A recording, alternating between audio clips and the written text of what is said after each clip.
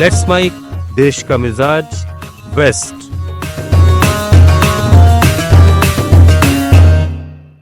देश का मिजाज, आइए जानते हैं भारत के पश्चिमी राज्यों की आज की खास खबरें। मुंबई पुलिस ने सोशल सिक्योरिटी ब्रांच को पूरी तरह बंद करने का फैसला लिया है। इसकी जगह अब क्राइम अगेंस्ट वुमेन यूनिट बनाई जाएगी। बदलाव की प्रक्रिया शुरू हो चुकी है और जल्दी ही इस पर सरकार का आधिकारिक आदेश जारी होगा।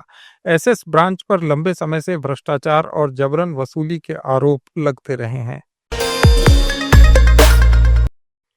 महाराष्ट्र के डिप्टी सीएम अजीत पवार ने 2006 के Mumbai serial train blast case में 12 लोगों को बरी किए जाने के बॉम्बे हाईकोर्ट के फैसले पर प्रतिक्रिया देते हुए कहा कि उस धमाके में कई निर्दोष लोग भी फंस गए थे जिनका कोई लेना देना नहीं था।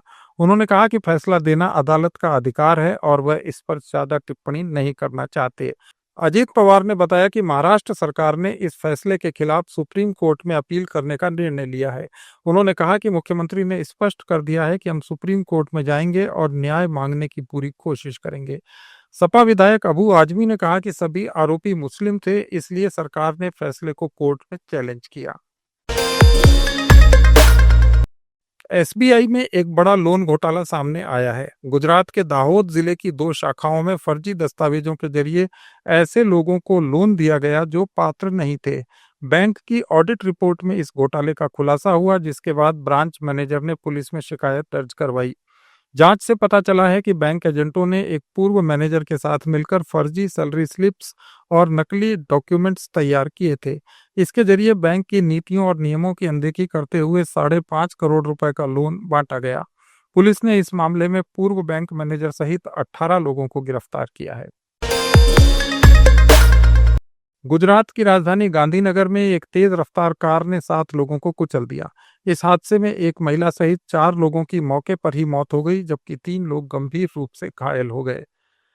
चालक को गिरफ्तार किया गया है, वो नशे की हालत में था।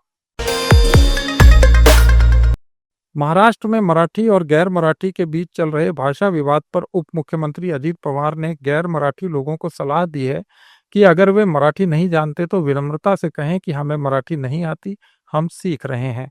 उन्होंने कहा कि ऐसा कहने पर कोई दिक्कत नहीं होगी। ये बयान तब आया है जब हाल ही में मनसे कार्यकर्ताओं ने मराठी न बोलने वालों से मारपीट की घटनाएं की हैं। इधर दिल्ली के जेएनयू में मराठी भाषा, साहित्य और संस्कृति केंद्र के उद्घाटन कार्यक्रम में मुख्यमंत्री देवेंद्र फडणवीस ने कहा कि मराठी व्यक्ति कभी संकीर्ण सोच नहीं रख सकता और मातृभाषा के साथ दूसरी भारतीय भाषाओं का भी समान सम्मान करना चाहिए। मुंबई में एमआईडीसी पुलिस ने अंधेरी के एक होटल में चल रहे हाई प्रोफाइल सेक्स रैकेट का भंडाफोड़ किया है। इसमें विदेशी महिलाएं भी शामिल थीं। पुलिस ने छापा मारकर 3 विदेशी महिलाओं को छुड़ाया और होटल मैनेजर को गिरफ्तार किया। मुंबई और आसपास के इलाकों में भारी बारिश का अलर्ट है। मौसम विभाग ने मुंबई और ठाणे में ऑरेंज अलर्ट जबकि रायगढ़ में रेड अलर्ट जारी किया है। लगातार बारिश से रेल सेवाएं प्रभावित हुई हैं और जल भराव की आशंका बढ़ गई है। बीएमसी ने लोगों से समुद्र तटों और तटीय इलाकों से दूर रहने की अपील की है। गोवा विधानसभा ने फैक्ट्री कर्मचारियों की ड्यूटी को लेकर एक बड़ा फैसला किया है। अब कर्मचारियों को 9 के बदले 10 घंटे काम करना होगा। ये प्रस्ताव देर रात पारित किया गया। सरकार का कहना है कि ये कदम ईज ऑफ डूइंग बिजनेस को बढ़ावा देने और इंडस्ट्रियल रूल्स को सरल बनाने के मकसद से उठाया गया है। ये थी भारत के पश्चिमी राज्यों की आज की खास खबरें। अपडेट्स के लिए जुड़े रहिए लेट्स माइक के साथ। आप सुन रहे थे let's mic more than radio. Follow कीजिए हमें हमारे सोशल मीडिया प्लेटफॉर्म्स पर। It's time for news. It's time for More Than Radio. Presenting the first radio news app, Let's Mic.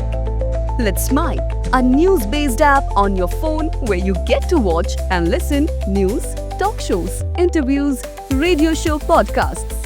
On Let's Mic, you get all relevant information of TV, print, radio, podcast, and digital. Let's Mic talks about every segment of life.